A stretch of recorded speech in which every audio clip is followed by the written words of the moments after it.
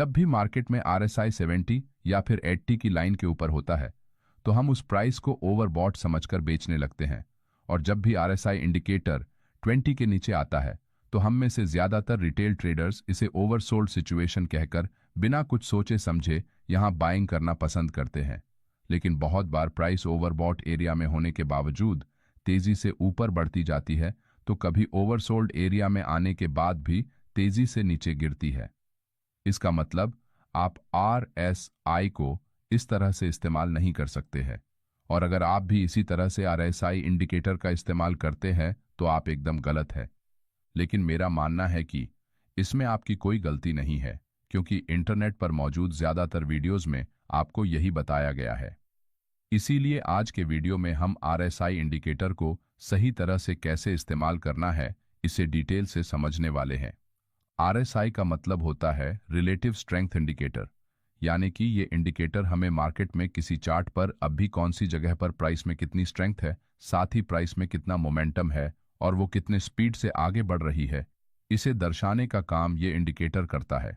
इसकी मदद से आप बायर्स और सेलर्स की ताकत को बड़ी आसानी से पहचान सकते हैं और उसी के मुताबिक अपना ट्रेड प्लान कर सकते हैं।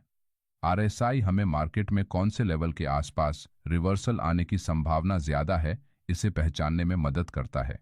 इसलिए आज की वीडियो में हम RSI को एक रिवर्सल स्पॉटिंग इंडिकेटर के रूप में कैसे इस्तेमाल करना है इसे समझेंगे। RSI के साथ चार्ट पर आने वाला संभावित रिवर्सल पकड़ने के लिए हमें RSI डिवर्जेंस को समझना होगा। जब भी मार्केट में चार्ट पर प्राइस लगातार लोअर लोज बनाते हुए नीचे जा रही हो और उसी समय RSI इंडिकेटर की RSI लाइन में हायर लोज अगर लगते हैं, तो इसका मतलब हमारे प्राइस मूवमेंट और RSI लाइन के बीच में कोई समानता नहीं है। यहाँ प्राइस लगातार नीचे जा रही है, यानी कि यहाँ सेलर्स मार्केट में हावी है, जिसे हम एक बेरिश सिग्नल की तरह देखते हैं। तो वही दूसरी तरफ RSI इंडिकेटर में RSI लाइन लगातार नीचे से ऊपर की तरफ जा रही है। इसका मतलब यहाँ प्राइस के नीचे गिरते समय मार्केट में रिलेटिव स्ट्रेंथ कम होने की बजाय बढ़ रही है, जो कि एक बुलिश सिग्नल की तरह दिख रहा है। यानी कि यहाँ RSI और प्राइस इन दोनों में असमानता है, और इसी असमानता को हम डाइवर्जेंस कहते हैं। इसी डाइवर्जेंस का इस्तेमाल हम किसी भी चार्ट में संभावित प्राइस रिवर्सल को पकड़ने के लिए कर सकते हैं। किसी भी मार्केट कंडीशन में डाइवर्जेंस मुख्य रूप से दो प्रकार के होते हैं। नंबर 1 बुलिश डाइवर्जेंस और नंबर 2 बेरिश डाइवर्जेंस। सबसे पहले हम बुलिश डाइवर्जेंस को समझेंगे। ये निफ्टी 50 का 8 जनवरी का 5 मिनट टाइम फ्रेम का चार्ट है, जहां मार्केट में बेरिश सेंटिमेंट की वजह से प्राइस लगातार लोअर लोज का फॉर्मेशन बनाकर नीचे गिर रही है। अब इस चार्ट को देखकर कोई भी बता सकता है कि यहां मार्केट में बेरिश ट्रेंड चल रहा है, लेकिन कोई भी ये नहीं बता सकता है कि कौन सी लेवल या फिर जगह पर सेलर्स की स्ट्रेंथ कितनी है। लेकिन अगर आप यहां RSI इंडिकेटर को चार्ट पर लगाकर देखेंगे तो आपको सब पता लग जाएगा। अब हमने इस उदाहरण में RSI की किसी भी सेटिंग को चेंज नहीं किया है।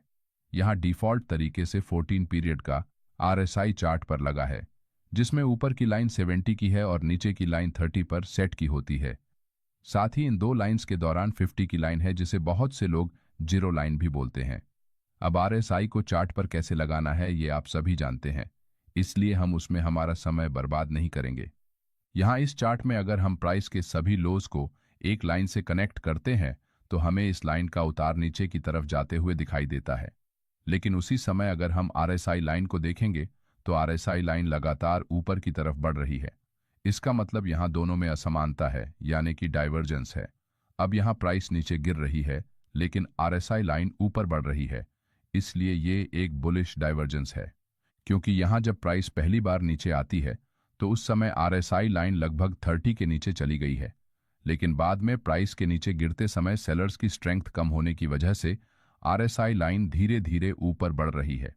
इसका मतलब यहाँ मार्केट में प्राइस की मोमेंटम में कमी आई है, साथ ही उसकी स्पीड भी कम हो रही है, इसलिए यहाँ मार्केट में रिवर्सल आने की संभावना बहुत ज्यादा है। लेकिन अब आपके मन में सवाल आया होगा कि हम इस तरह की सिचुएशन में ट्रेड एंट्री कहां पर करें, क्योंकि यहां भी मार्केट में दो बुलिश कैंडल्स चार्ट पर बनी है और साथ में बुलिश डाइवर्जेंस भी दिख रहा है। तो क्या हम इस जगह लॉन्ग ट्रेड में एंट्री कर सकते हैं? इस तरह की सिचुएशन में जब भी मार्केट में प्राइस नीचे गिर रही हो और चार्ट पर बुलिश डाइवर्जेंस बना हो, तो उस समय जब तक प्राइस अपने लास्ट हायर लो को ऊपर की तरफ ब्रेक नहीं करती, तब तक आपको ट्रेड में एंट्री नहीं करनी चाहिए। जैसे कि यहाँ इस पॉइंट पर प्राइस ने अपना सबसे आखिरी स्विंग हाई लगाया है और अभी तक मार्केट ने इसे ब्रेक नहीं किया है, इसलिए हम अभी यहाँ पर कोई लॉन्ग ट्रेड एंट्री नहीं करेंगे। लेकिन थोड़ी देर बाद प्राइस जैसे ही इस हाई को स्ट्रॉन्ग बुलिश कैंडल के साथ ब्रेक करती है, तो हम यहाँ प्रॉपर स्टॉप लॉस के साथ लॉन्ग ट्रेड में एंट्री कर सकते हैं। कुछ ही देर में प्राइस हमारे प्रॉफिट टारगेट को हिट कर देती है। लेकिन बुलिश डाइवर्जेंस में ट्रेड एंट्री करते समय आपको हमेशा इस बात का ध्यान रखना है कि अगर RSI 50 लाइन के नीचे है और उसमें डाइवर्जेंस बन रहा है, तभी आपको बुलिश साइड में ट्रेड एंट्री करनी है, तभी आपको अच्छे रिजल्ट्स देखने को मिलेंगे। और अगर ऐसा नहीं होता तो आपको ट्रेड एंट्री करने से बचना चाहिए। इस बात को आपको हर हाल में याद रखना है। चलिए अब बेरिश डाइवर्जेंस को समझते हैं। ये बैंक निफ्टी का 24 जनवरी का 5 मिनट टाइम फ्रेम का चार्ट है, जहां प्राइस लगातार हायर हाइज लगाते हुए आगे बढ़ रही है। इसका मतलब यहां मार्केट का स्ट्रॉन्ग बुलिश सेंटिमेंट चार्ट पर दिखाई दे रहा है, जिसे देखकर बहुत से रिटेल ट्रेडर यहां ब्रेकआउट पर लॉन्ग ट्रेड में एंट्री करते हैं। लेकिन कुछ ही समय में मार्केट नीचे गिर जाता है और वो इस फेक ब्रेकआउट में ट्रैप हो जाते हैं। अब इसी तरह के फेक ब्रेकआउट से बचने के लिए आप RSI डिवर्जेंस का इस्तेमाल कर सकते हैं। इस चार्ट पर हम जैसे ही RSI इंडिकेटर को लगाते हैं, तो हमें यहाँ प्राइस की मूवमेंट और RSI लाइन के दौरान असमानता दिखाई देगी। क्योंकि यहाँ प्राइस ऊपर की तरफ जा रही है, तो वही RSI लाइन नीचे गिर रही है। इसका मतलब यहाँ मार्केट में बढ़ते हुए प्राइस के साथ बायर्स की स्ट्रेंथ कम होती जा रही है, जो कि एक बेरिश सिग्नल है।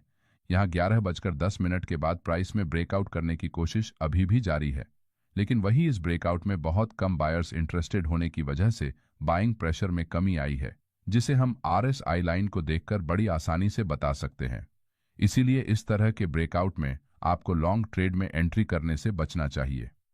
इसके विपरीत यहाँ बेरिश डाइवर्जेंस को देखते हुए आपको हमेशा शॉर्ट ट्रेड में एंट्री करने का मौका चार्ट पर ढूंढना चाहिए।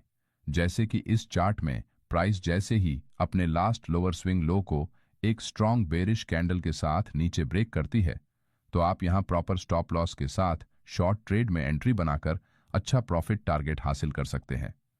लेकिन इस तरह के ट्रेड में एंट्री करने के लिए आपको इस बात को हमेशा याद रखना पड़ेगा कि जब तक RSI लाइन 50 से ऊपर नहीं जाती और उसमें बेरिश डाइवर्जेंस नहीं बनता, तब तक आपको शॉर्ट ट्रेड में एंट्री नहीं करनी चाहिए। तभी आप अच्छे प्रॉफिट टारगेट हासिल कर सकेंगे।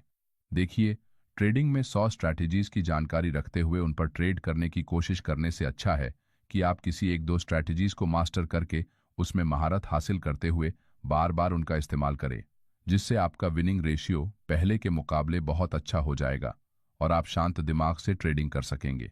इस वीडियो में आपको सिर्फ 2 बातों का ध्यान रखना है। नंबर 1, बुलिश डाइवर्जेंस में RSI लाइन 50 के नीचे होते समय अगर बुलिश डाइवर्जेंस बनता है, तभी लॉन्ग ट्रेड एंट्री का प्लान करें। और नंबर 2, बेरिश डाइवर्जेंस में RSI लाइन 50 के ऊपर होते समय अगर बेरिश डाइवर्जेंस बनता है, तभी शॉर्ट ट्रेड में एंट्री करने की कोशिश करें। साथ ही प्रीवियस स्विंग हाई या फिर लो के ब्रेकआउट के बाद ही ट्रेड एंट्री करनी है, तभी आप छोटे स्टॉप लॉस लगाकर बड़े प्रॉफिट टारगेट निकाल सकेंगे और आपके कम से कम स्टॉप लॉस हिट होंगे। अगर आपको हमारा ये वीडियो अच्छा लगा तो वीडियो को लाइक और चैनल को सब्सक्राइब जरूर करें। धन्यवाद।